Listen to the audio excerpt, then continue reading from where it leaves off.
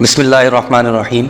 ایک دفعہ کا ذکر ہے، سن 6 ہجری میں حضور اقدس صلی اللہ علیہ وسلم عمرے کے ارادے سے مکہ تشریف لے جا رہے تھے۔ کفار مکہ کو اس کی خبر ہوئی اور وہ اس خبر کو اپنی ذلت سمجھے، اس لیے مزاحمت کی اور حدیبیہ میں آپ صلی اللہ علیہ وسلم کو رکنا پڑا۔ جانثار صحابہ ساتھ ساتھ تھے جو حضور اقدس صلی اللہ علیہ وسلم پر جان قربان کرنا فخر سمجھتے تھے، لڑنے کو تیار ہو گئے، مگر حضور صلی اللہ علیہ وسلم نے مکہ والوں کی خاطر سے لڑنے کا ارادہ نہیں فرمایا اور صلح کی کوشش کی، اور باوجود صحابہ کی پرجوش لڑائی اور بہادری کے حضور اکرم صلی اللہ علیہ وسلم نے کفار کی اس قدر رعایت فرمائی کہ ان کی ہر شرط کو قبول فرما لیا۔ صحابہ اکرام رضوان اللہ علیہم اجمعین کو اس طرح دب کر صلح کرنا بہت ہی ناگوار تھا، مگر حضور صلی اللہ علیہ وسلم کے ارشاد کے سامنے کیا ہو سکتا تھا کہ جانثار تھے اور فرما بردار تھے، اس لیے حضرت عمر رضی اللہ تعالیٰ عنہ جیسے بہادروں کو بھی دبنا پڑا۔ صلح میں جو شرطیں طے ہوئیں، ان شرطوں میں ایک شرط یہ بھی تھی کہ کافروں میں سے جو شخص اسلام لائے اور ہجرت کرے مسلمان اس کو مکہ واپس کر دیں، اور مسلمانوں میں سے خدا نہ خواستہ اگر کوئی شخص مرتد ہو کر چلا جائے تو واپس نہ کیا جائے گا۔ یہ صلح نامہ ابھی تک پورا لکھا بھی نہیں گیا تھا کہ حضرت ابو جندل رضی اللہ عنہ ایک صحابی تھے جو اسلام لانے کی وجہ سے طرح طرح کی تکلیفیں برداشت کر رہے تھے اور زنجیروں میں بندھے ہوئے تھے۔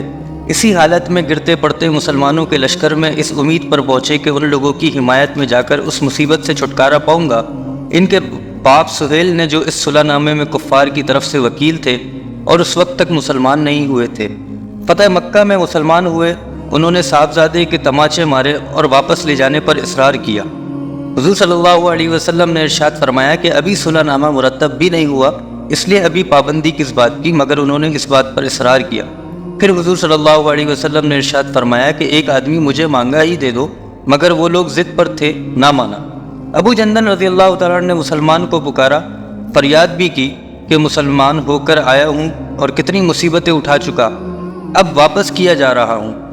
اس وقت مسلمانوں کے دل پر جو گزر رہی ہوگی اللہ ہی کو معلوم ہے، مگر حضور صلی اللہ علیہ وسلم کے ارشاد پر واپس ہوئے۔ حضور صلی اللہ علیہ وسلم نے تسلی فرمائی اور صبر کرنے کا حکم دیا اور فرمایا کہ ان قریب حق تعالی شانو تمہارے لیے کوئی راستہ نکالیں گے۔ صلح نامہ مکمل ہو جانے کے بعد ایک دوسرے صحابی ابو بصیر رضی اللہ عنہ بھی مسلمان ہو کر مدینہ منورہ پہنچے۔ کفار نے ان کو واپس بلانے کے لیے 2 آدمی بھیجے۔ حضور اقدس صلی اللہ علیہ وسلم نے حسب وعدہ واپس فرما دیا۔ ابو بصیر رضی اللہ عنہ نے عرض بھی کیا، یا رسول اللہ، میں مسلمان ہو کر آیا، آپ پھر مجھے کفار کے پنجے میں بھیجتے ہیں۔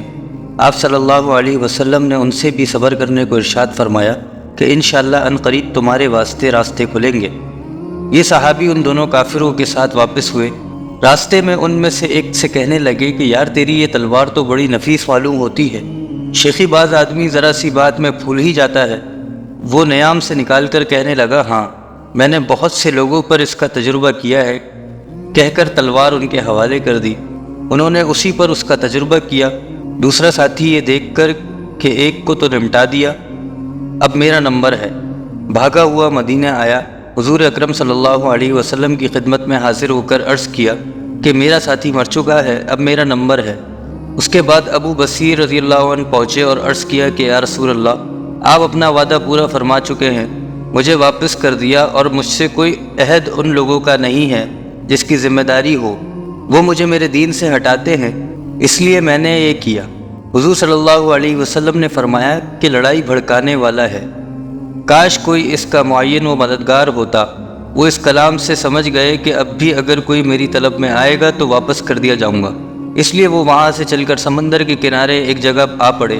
مکہ والوں کو اس قصے کا حال معلوم ہوا تو ابو جندل رضی اللہ عنہ بھی، جن کا قصہ پہلے گزرا، چھپ کر وہیں پہنچ گئے۔ اسی طرح جو شخص مسلمان ہوتا وہ ان کے ساتھ جا ملتا۔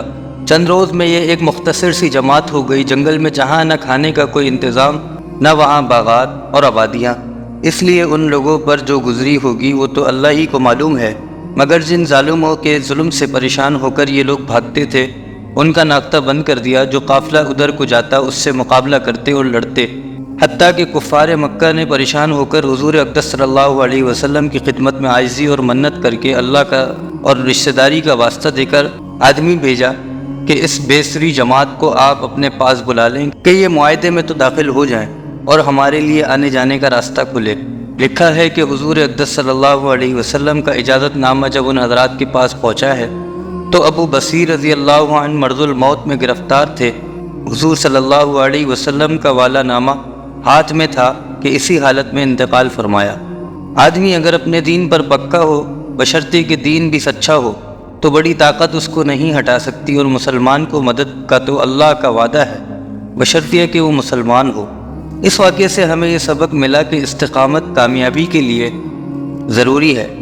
اگر استقامت نہ ہو تو انسان بہت جلد حالات کا شکار ہو کر اپنے ایمان سے محروم ہو جاتا ہے۔ چنانچہ ہمیں بھی یہی چاہیے کہ زندگی کے ہر موڑ پر اپنے ایمان پر استقامت سے ڈٹے رہیں۔ اللہ تعالی ہمیں اس واقعے سے سبق حاصل کر کے عمل کرنے کی توفیق عطا فرمائے، آمین۔